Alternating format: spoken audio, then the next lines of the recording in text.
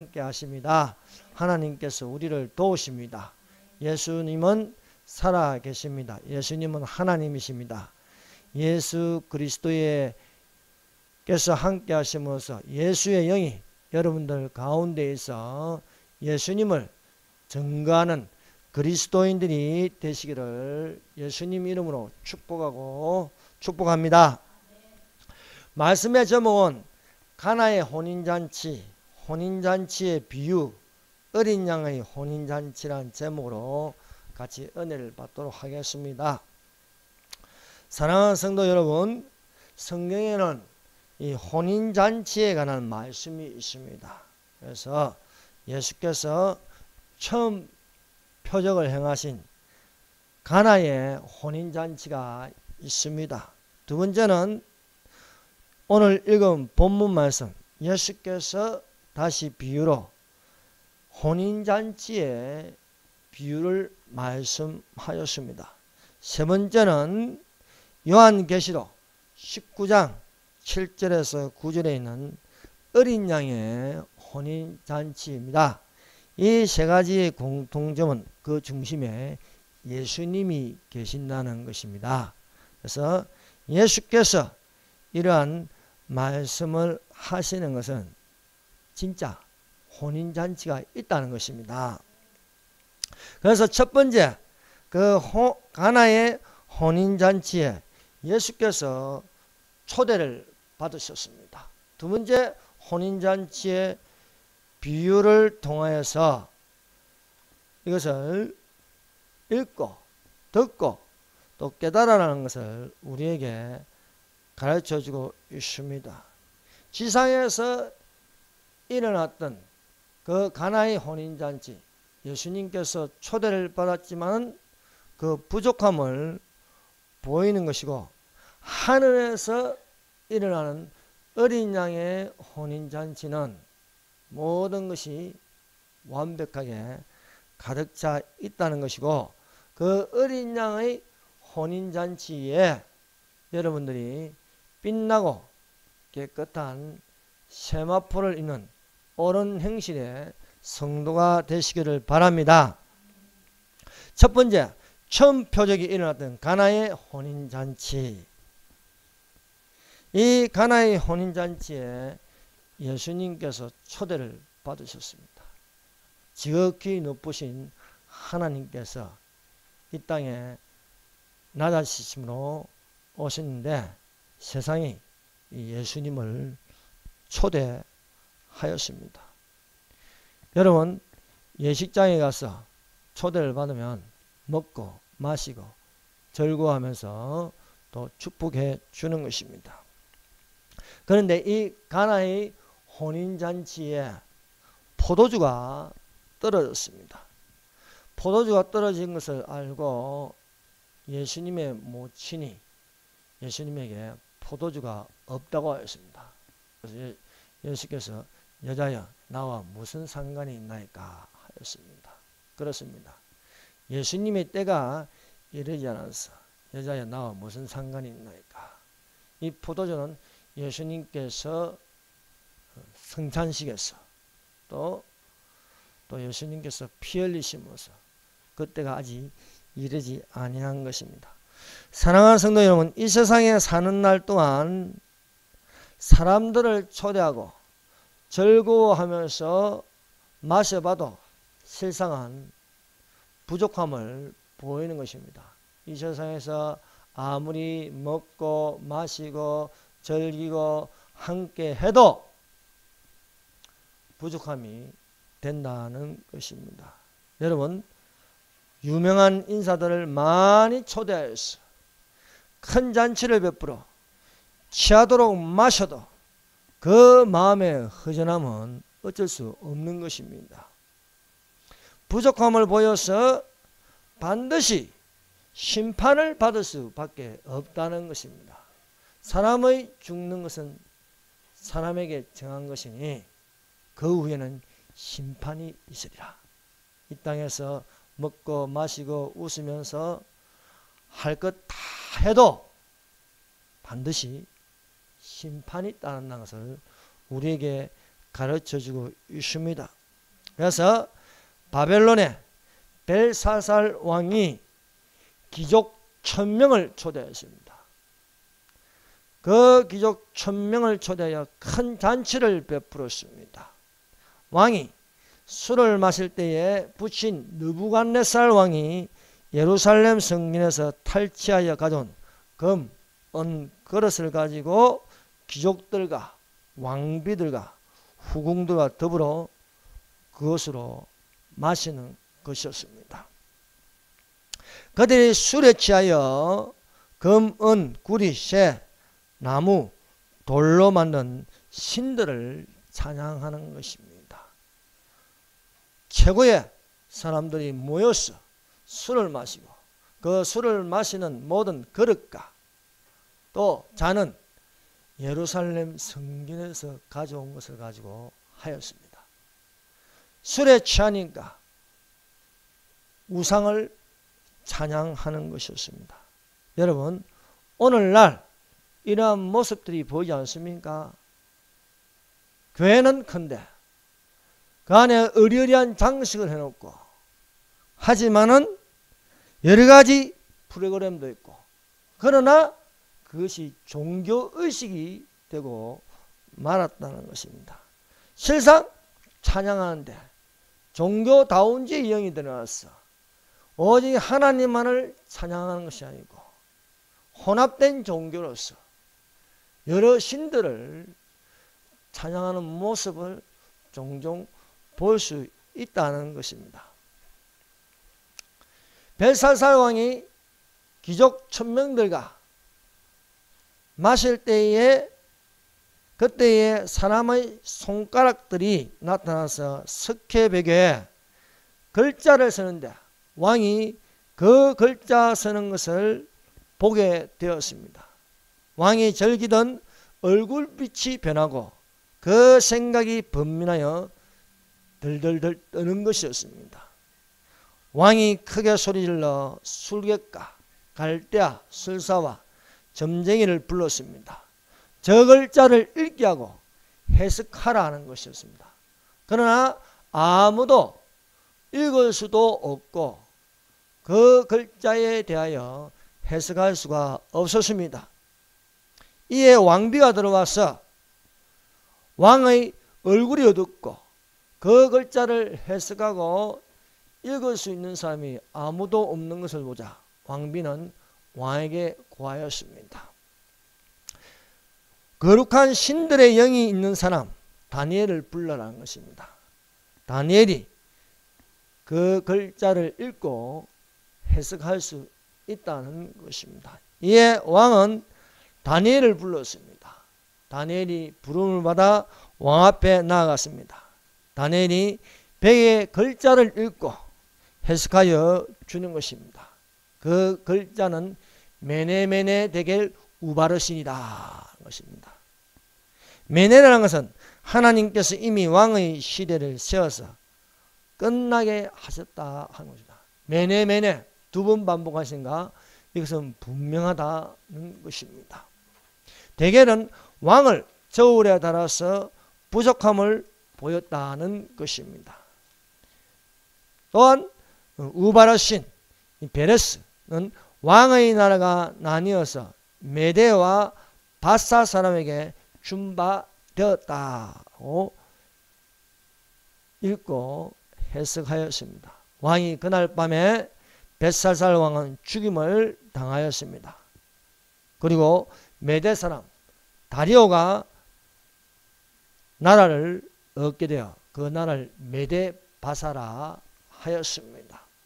그러므로 사랑하는 여러분, 이 땅에서 아무리 잘 먹고 또한 값비싼 술을 마시면서 즐기며 춤을 춘다 할지라도 그것은 영원하게 가득하고 번창할 수 있다고 생각하지 말라는 것입니다. 반드시 죽으면은 심판이 온다. 그것을 세워서 끝나게 하고 달아서 부족함이 되면은 그것은 바로 불못이 있는 지옥으로 떨어질 수 있다는 것을 우리에게 가르치고 있습니다.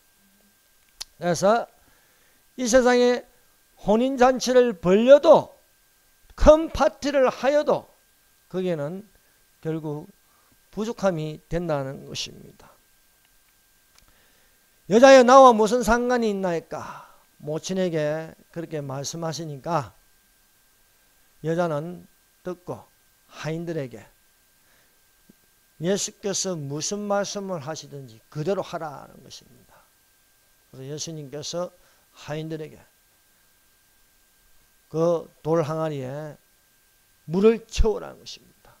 그래서 돌 항아리 6개에 물을 아구까지 가득 채웠습니다. 무슨 말씀을 하든지 그대로 하라 하기에 예수님께서 갖다 주라는 겁니다. 연회장에 떠서 갖다 주라. 그래서 연회장은 물로 된 포도주를 맛보게 되었습니다.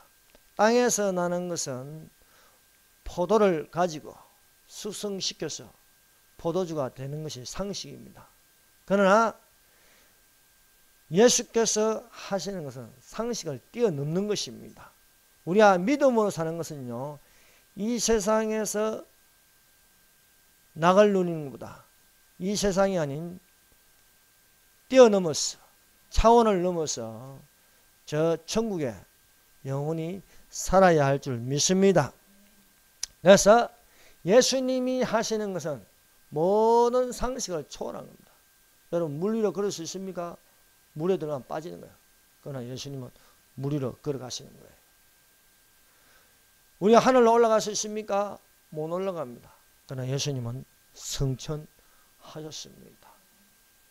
이런 것처럼 우리는 이 성경이 사실인 것을 믿고 항상 예수님을 믿는 것은 예수께서 죽은 자를 살리시고 없는 것을 있게 하시며 바랄 수 없는 것 중에 바랄 수 있게 하시는 것입니다. 물이 어떻게 포도주가 될 수 있어요? 물은 포도주 안 됩니다. 그렇지 않습니까? 그러나 예수님이 하시면 되는 것입니다. 전능자가 하시면요, 없는 것을 있게 하신다. 바랄 수 없는 게 바라게 하신다. 여러분 우리가 어떻게 하늘로 올라갈 수 있습니까? 안 되는 것입니다. 그러나 성경에 기록되어 있습니다. 주께서 호령과 천사장을 세리와 하나님의 나팔로 친히 강림하시니 그리스도 안에서 죽은 자들이 먼저 일어나고 그 위에 우리 살아남은 자들도 저희와 함께 구름 속으로 끌어올려 주를 영접하게 하시니 이 여러 말로 서로 위로하라. 위로하라는 것입니다. 여러분 이런 말을 할 수 있어야 되는 것입니다. 휴거된다. 올라간다. 예. 이것이 하나님의 말씀입니다. 여러분 이 세상에 있는 것들은요 잠시 있다가 없어지는 안개와 같습니다. 그 잔치를 준비할 적에 충분하게 준비하였습니다. 그러나 예상치도 못한 손님들이 더 많이 오고 술꾼들이 와니까 술이 바닥나는 것입니다. 하객들은 계속 오는데 포도주가 없는 거예요. 그러나 거기에 예수님이 계신다는 겁니다. 예수님이. 여러분 우리 중심에 누가 계셔야 합니까? 예수님이 계십니다. 한국의 중심은 교회고 교회의 중심은 예수님이 되어야 할 줄 믿습니다. 예수께서 처음 표적을 보여주시는 것은 바로 물로 된 포도주입니다. 연회장에 포도주가 떨어지자 예수께서 말씀하심으로 연회장은 물로 된 포도주를 맛볼 수 있었습니다. 세상이 주는 것은 모자랍니다. 그러나 예수께서 주시는 것은 가득 차 있는 것입니다. 그러므로 우리 가운데 예수님이 계심으로써 세상이 주는 것보다 예수님이 주시는 것으로 가득 차 있으시기를 바랍니다. 예수께서 무슨 말씀을 하시든지 가득 채우시는 것은 물로 된 포도주를 마심으로 혼인잔치에 참여하는 것입니다. 우리가 예수님이 주시는 것으로서 우리는 혼인잔치에 참여하는 것입니다. 우리가 성찬식을 하는 것은 떡을 먹고 예수님의 몸을 이루고 또한 잔을 마시면서 예수님의 피를 기념하는 것입니다. 이것은 또한 예수님께서 오실 때에 살아있는 몸, 살아있는 피, 이것이 부활이 이루어질 수 있음을 믿습니다. 두 번째, 예수님의 혼인잔치 비유입니다. 이 혼인잔치 비유를 통해서 또한 우리가 구약과 또 신약을 볼 수 있고 유대인과 이방인을 볼 수 있는 것입니다. 예수께서 혼인잔치를 비유로 말씀하신다. 이것은 천국이다. 천국. 22장 2절 천국은 마치 자기 아들을 위하여 혼인잔치를 베푼 어떤 임금과 같으니. 여러분, 예수께서 천국에 관한 말씀은 비유로 말씀하십니다. 마태복음 13장에 천국은 마치 이와 같다. 천국은 마치 씨 뿌리는 비유와 같다. 천국은 마치 좋은 진주를 얻는 것 같다. 천국은 마치 밭에서 보화를 얻는 것 같다. 천국은 마치 그물에서 걸린 물고기 같다. 좋은 것은 취하고 작은 것은 버리고, 천국은 마치 조개 속의 진주와 같다고 말씀하고 계십니다. 이렇게 비유로 말씀하시는 것은 저희에게는 허락되지 않았지만 너희에게는 허락됐다는 것입니다. 그래서 천국에 관한 비유의 말씀을 통해서 깨닫고 알아야 된다는 것입니다. 이 천국은요, 아무나 열린 것이 아니라는 것입니다. 여러분, 천국이 있으면 믿습니까? 그 천국을 바라보십시오. 천국을 어떻게 설명하든 믿는 자는 바라보는 것입니다. 그래서 예수님께서 특별히 천국에 관한 것은 비유를 통해서 말씀하고 있다는 것입니다. 이는 선지자를 통하여 말씀하신 바 내가 입을 열어 비유를 말하고 창세부터 감추인 것들을 드러내리라 함을 이루려 하심이라. 그래서 성경은 예수께서 천국에 관하여서는 비유로 말씀하셨습니다. 그러나 신천지는 아무에게나 아무 말씀이나 비유로 말씀하고 있습니다. 다가 엉터리지요. 그래서 신천지에서 말하는 모든 그애들은 비유를 좋아해요. 비유를 엄청 좋아하더만. 그러나 다 쓸데없는 해석이고 자해이고 영예로 하는 것입니다. 그래서 여러분, 신천지를 만나면 들으려고 하지 말고 호통을 치면서 내쫓으시기를 바랍니다. 이단은 듣는 게 아닙니다. 이단은 호기심으로 들어가는 게 아닙니다. 어떤 분은 호기심으로 이상한 놈에게 들어가가지고 이상한 놈이 되어버리는 것입니다. 그래서 우리는 이단은 경계하고 경계하는 것이지 이렇게 감싸주는 게 아닙니다. 여러분, 북한은요, 감싸줘서는 되는 게 아닙니다. 없애버려야 되는 겁니다. 이게 정상입니다. 균이 들어오면요, 그 균을요, 없애버려야죠. 균을 자꾸 키우면 되지 않습니다. 예, 협상도 안 됩니다. 그래서 헌법대로, 헌법 3조에 이르대로 저 대한민국은요, 우리가 좀 불법 반국가 세력에게 빼앗긴 겁니다. 반국가 세력을 빼앗긴데 무슨 협상을 하고 무슨 손을 잡습니까? 그래서 속히 좀 정직한 지도자가 나와서 이것을 정리하기를 여러분 기도하시기를 바랍니다. 여기에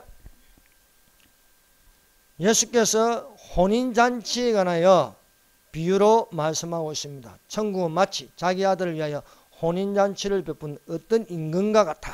이 어떤 임금이 누굽니까? 이 어떤 임금은요, 성부 하나님입니다.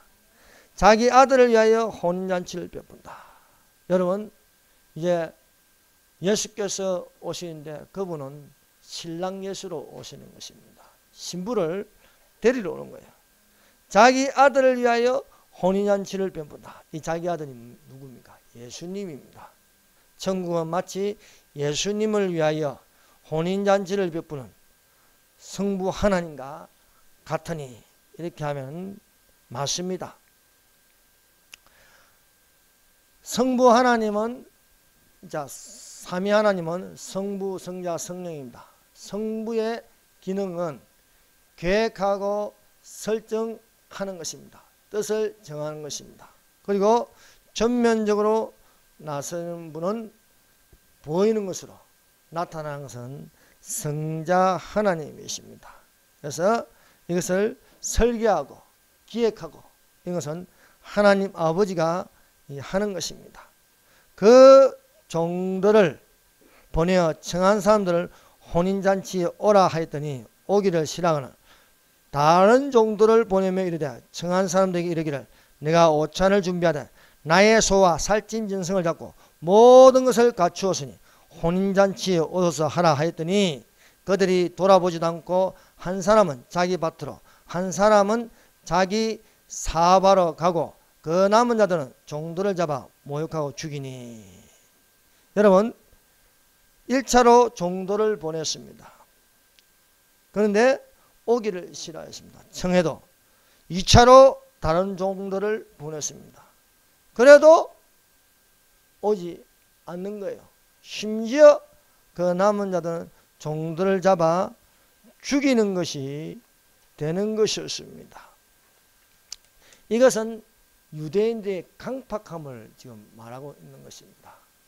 구약의 수많은 선지자들을 하나님께서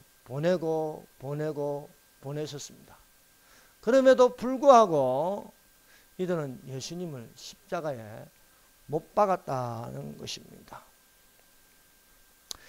이와 또한 비슷한 내용의 말씀이 그 앞에 포도원 농부의 비유입니다. 마태복음 21장 33절에서 또 이 끝절까지 포도원의 농부 비유가 나오는데 22장 1절에서 14절 말씀과 비슷한 내용입니다. 이렇게 예수님께서 천국에 관한 비유를 반복하고 반복하는 것은요, 그만큼 천국이 중요하다는 것이고 우리에게 깨달아 알라고 이렇게 비유로 말씀하십니다. 마태복음 13장을 보세요. 천국은 마치 이와 같다. 천국은 마치 이와 같다. 천국은 마치 이와 같다. 그만큼 깨달아 알아라고 이렇게 반복해서 이야기하고 있습니다.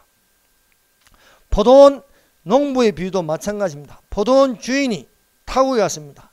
열매 거둘 때가 되어서 그 열매를 받으려고 종들을 보내었습니다. 그런데 농부들이 이 종들을 때리고 돌로 쳐 죽이는 것이었습니다. 2차로 또 주인이 종들을 보내었습니다. 그들에게 또 때리고 죽이고 돌로 치는 것입니다. 이에 주인이 설마 아들을 보내면 그렇게 하겠나? 그래서 아들을 보냈습니다. 농부들은 이제 아들이니까 그 소유를 다 빼앗으려고 또 아들을 보자마자 잡아서 포도원 밖에 내쫓아서 죽이는 것이었습니다. 내용이 비슷하지 않습니까? 종들을 보내도 듣지 않고요.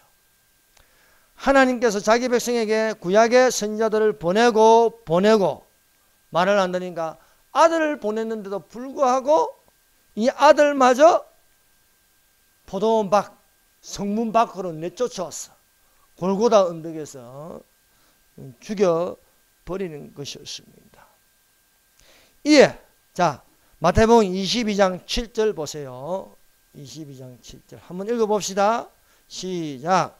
임금이 노하여 군대를 보내어 그 살인한 자들을 진멸하고 그 동네를 불사르고. 임금이 노하여 군대를 보낸다.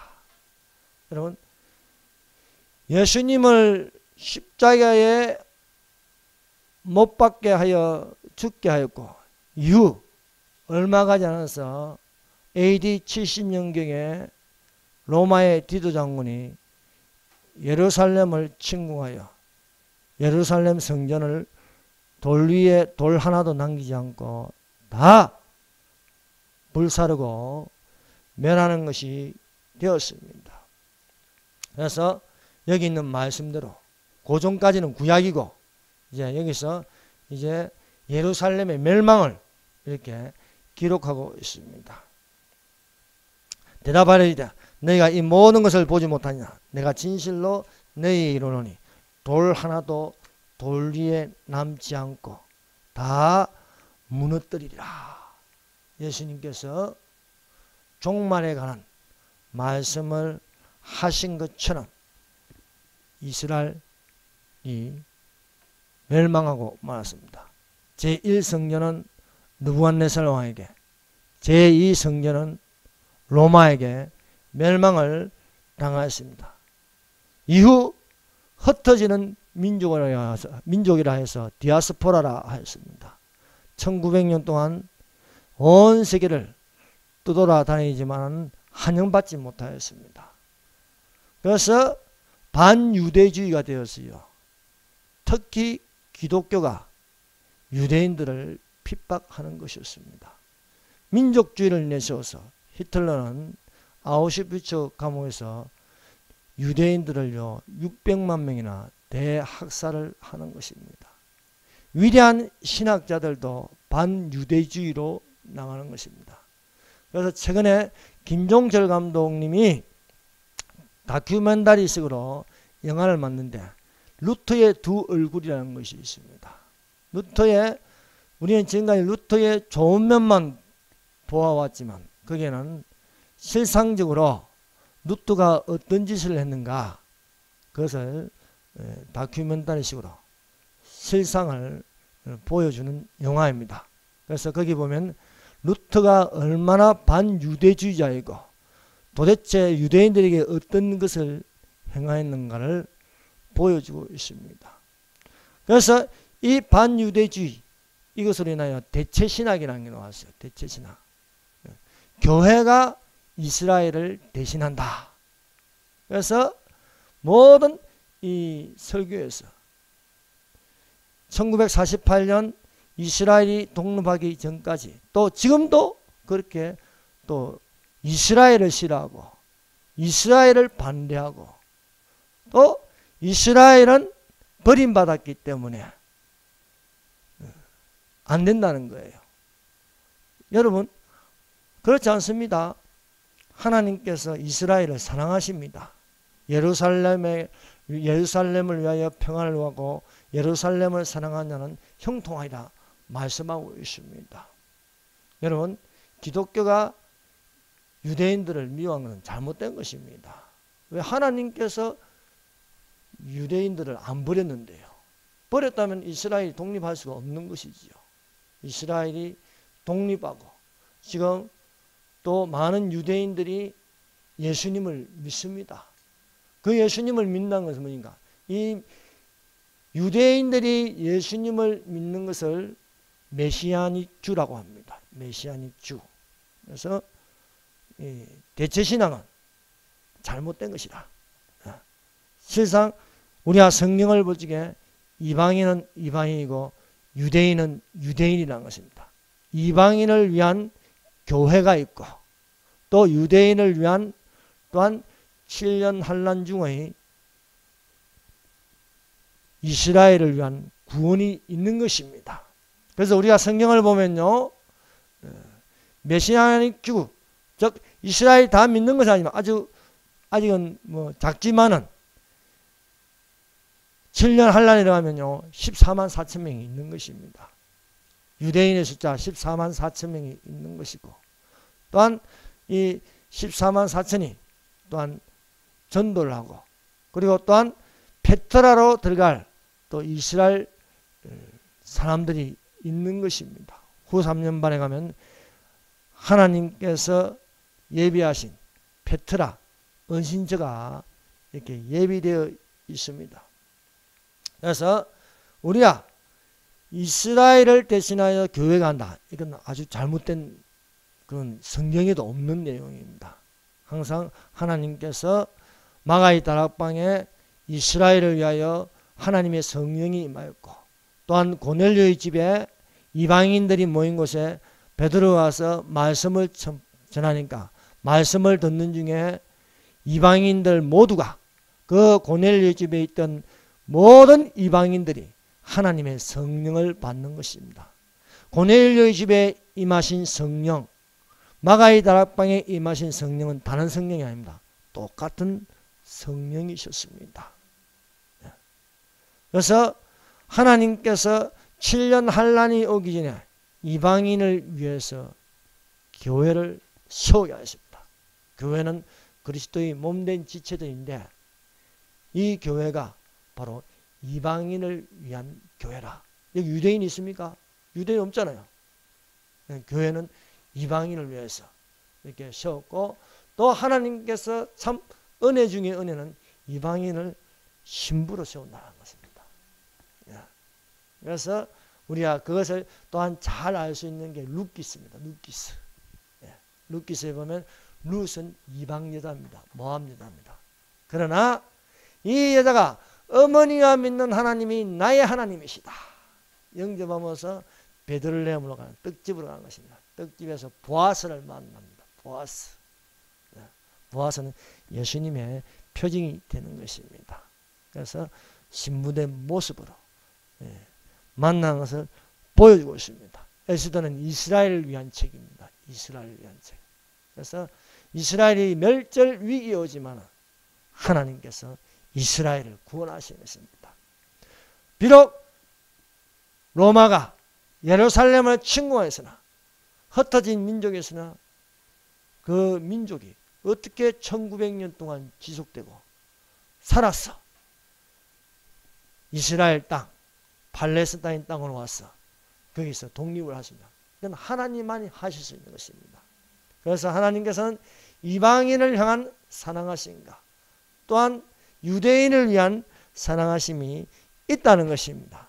그래서 반유대주의는 잘못된 것입니다. 온 세계가 이스라엘을 싫어해요. 이스라엘을 반대합니다. 그러나 우리 믿는 기독교는 이스라엘을 반대하면 안 된다는 거예요.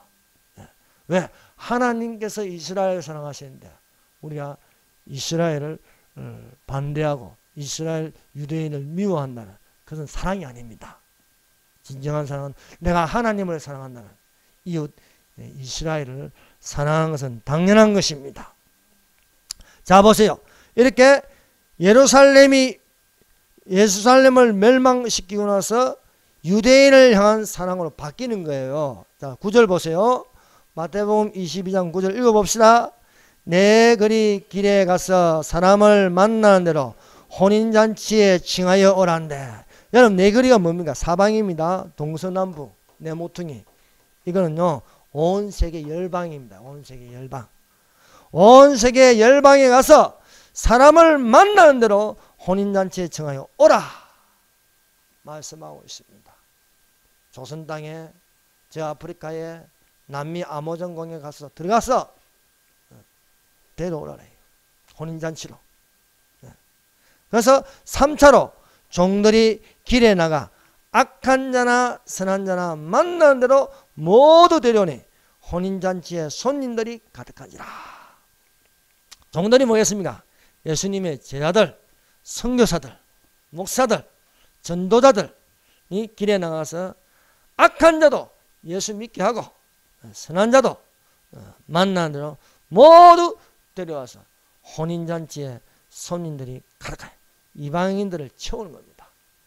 그래서 이방인의 수가 충만할 때까지 이렇게 이방 세계를 열어서 복음을 전하게 하신 것입니다. 그런데 이 혼인잔치에 초대받은 사람들은 어떤 사람들입니까? 여기는 사람을 만나는 대로 혼인잔치에 청하여 오라 하였습니다. 어떤 사람들이 초대를 받았을까요? 이와 또한 같은 말씀이 누가복음 14장 15절에서 24절입니다. 자, 누가복음 14장 21절을 보겠습니다. 누가복음 14장 21절. 자, 어떤 사람인지 한번 읽어봅시다. 시작. 종이 돌아와 주인에게 그대로 구하니 이에 집주인이 노하여 그 종에게 이르되 빨리 시내의 거리와 골목으로 나가서 가난한 자들과 몸 불편한 자들과 맹인들과 저는 자를 데려오라 하니라. 여러분, 이런 분들은 혼인잔치에도 잘 못 가지요. 벨사살 왕이 귀족 1000명을 초대했어요. 거기는 가난한 자도 없고 몸이 불편한 자도 없습니다. 근데 임금은 이 혼인잔치에 가난한 자들, 몸이 불편한 자들, 맹인들, 저는 자들을 데려오라. 이 사람들에게 무슨 대가를 요구할 수 있는 그런 사람들이 아닙니다. 아무 대가를 요구할 수 없는 이 땅에서 버림받은 사람들, 이 사람들을 데려라. 이 사람들로 채우게 되는 것입니다. 모진하니까 산으로 덜러 가서도 데려오라 이게요. 종이 돌아 주인에게 그대로 구하니 이에 집주인이 노하여 그 종에게 빨리 시내의 거리와 골목으로 나가서 가난한 자들과 몸이 불편한 자들, 맹인 자들과 드는 빨리 데려오라. 빨리. 급하다는 거예요. 내가 속히 오리라 말씀하고 있지 않습니까? 급합니다. 얼마 남지 않았습니다. 세상이 좋아 바쁜 사람들은 이 잔치에 오지도 않습니다. 자기들 일만 하기 때문에 이 어린 양의 혼인잔치에 관심이 없습니다. 여러분, 얼마나 지금 이 세상에 있는 사람들이 어린 양의 혼인잔치에 관심이 있겠습니까? 정말 어떤 사람들이 갈급하면서 지금 기다리고 있습니까? 여기서 먹고 마시고 즐길 수 있는 사람은요, 초대도 안 오는 거예요. 비웃는 거예요. 노아와 그 가족들이 배를 만드니까 비웃는 거예요. 노아와 그 가족들이 방주에 들어가는 날까지 먹고 마시고 즐기고 사고 팔고 하더라는 것입니다. 여러분, 이 핑계 저 핑계 대면서 혼인잔치에 못 가게 돼. 내가 장가가야 하는 거 못 간다. 내가 사업해야 못 간다. 또 나이가 들면 가겠다. 또 가정이 안정되면 가겠다. 그러면 이 늦는 것이 되는 것입니다. 여러분, 교회를 다니면서도 이 혼인잔치에 들어갈 수 없는 사람들이 있습니다. 여러분, 이방인들을 향하여서는요, 그 충만한 수를 다 채운대요. 그래서 7년 환란이 시작되면 교회는 없어지는 거예요. 교회는 없어집니다. 여러분, 북한 보세요. 공식적인 교회가 어디 있습니까? 없잖아요. 위장된 교회는 있어도. 거기에 무슨 목사가 있습니까? 무슨 보이는 성도들이 있습니까? 성경책을 이렇게 길거리에 들고 다니면서 지하에 숨어 있을 뿐이지. 교회가 없는 거예요. 북한과 같은 그런 그보다 더 심한 전무후무한 7년 환란이 있다는 것입니다. 그래서 이방인을 향해서는 그 충만한 수를 채우는데 또 유대인들에게는 또 안 그래요. 유대인들에게는 그 수를 채우지 못하고 예수님의 공중강림이 일어난다는 거예요. 그 말씀이 마태복음 10장 23절입니다. 자, 마태복음 10장 23절로 가십시다.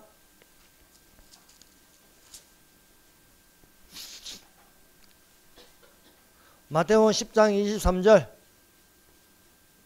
같이 읽어봅시다. 시작. 이 동네에서 너희를 박해하거든 저 동네로 피하라.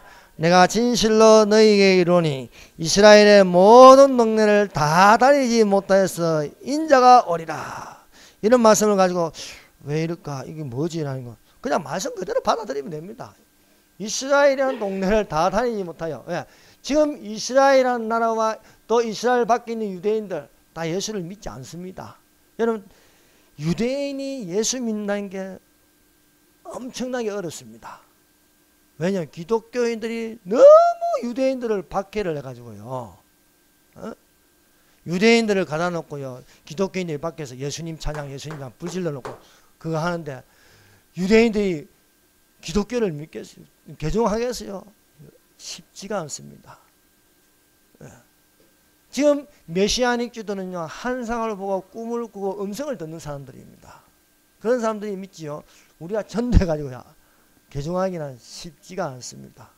그래서 강력한 하나님께서 직관적으로 이렇게 붙잡아야 돌아설 수 있는 사람들. 그래서 이스라엘의 모든 동네를 다 다니지 못하였어 인자가 오리라 말씀하고 있습니다.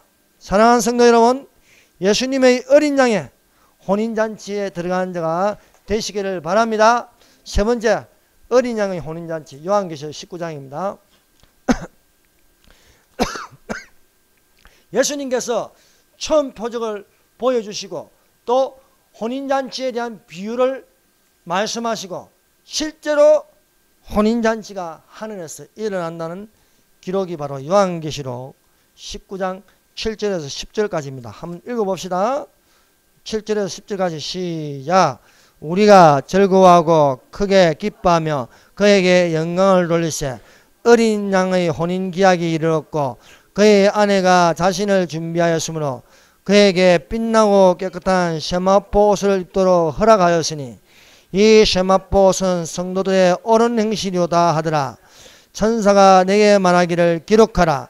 어린 양의 혼인잔치에 청함을 받은 자들은 복이 있도다 하고 또 내게 말하되 이것은 하나님의 참된 말씀이라 하기로 내가 그 발 앞에 엎드려 경배하라니 그가 나에게 말하기를 나는 너와 및 예수의 증언을 받은 내 형제들과 같이 된 종이니 상가 그리하지 말고 오직 하나님께 경배하라.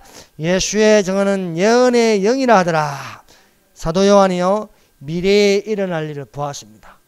실제 일어날 그것을 보니까 어린 양의 혼인잔치였습니다. 어린 양이 뭡니까? 예수님입니다. 예수님.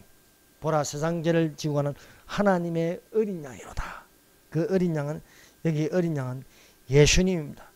예수님의 혼인잔치에 그의 아내가 자신을 준비한 것, 신부단정한 신부의 모습을 보게 되었습니다. 이것은 무엇입니까? 지상에 있던 교회가 하늘로 올라간 것입니다. 그 거룩한 성도의 모습을 보니까 빛나고 깨끗한 세마포 옷을 입었다. 빛나고 깨끗한 세마포. 여러분 옷이라고 다 똑같은 옷이 아닙니다. 천사들의 옷이요. 천사들도 흰 옷을 입었어요. 그런데 성도들의 입은 옷하고는 비교할 수 없는 것입니다. 지금은 우리가 천사들보다 못합니다.